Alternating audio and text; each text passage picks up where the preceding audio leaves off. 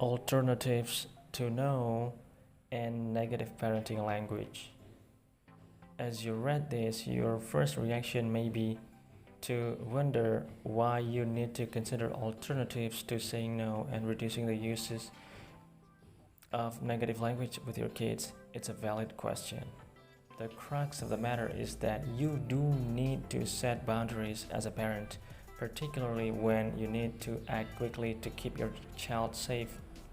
In situations like these, you must use words like stop and no. That's a given. But in situations that are not as dire, how you say no makes a huge difference in how your kids will respond and what lesson they will learn from you.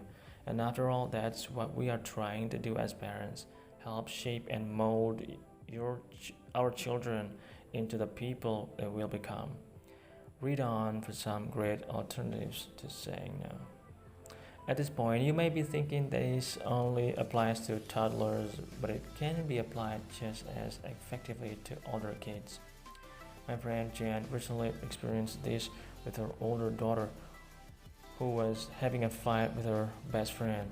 She found that by asking open ended questions that got her to think, her daughter was challenged to find a different way to do things.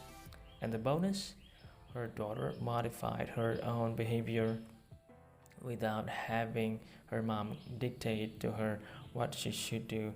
This took a negative situation and changed it into a positive experience that not only helped her grow as a person but also taught her lifelong valuable lessons. Consider these ideas. Stop being mean to your friend. What could you say to her instead? Stop getting so frustrated. How could you solve this problem? And as always, make sure your child feels validated and knows that you are truly not just listening to them but hearing them.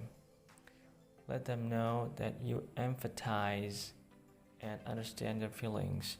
The next time you're tempted to say no or use negative parenting language, pause and try to rephrase it in such a way that you tell your child what they can do opposed to what they can't. For example, don't play with the ball in the house can be replaced with we only throw balls outside.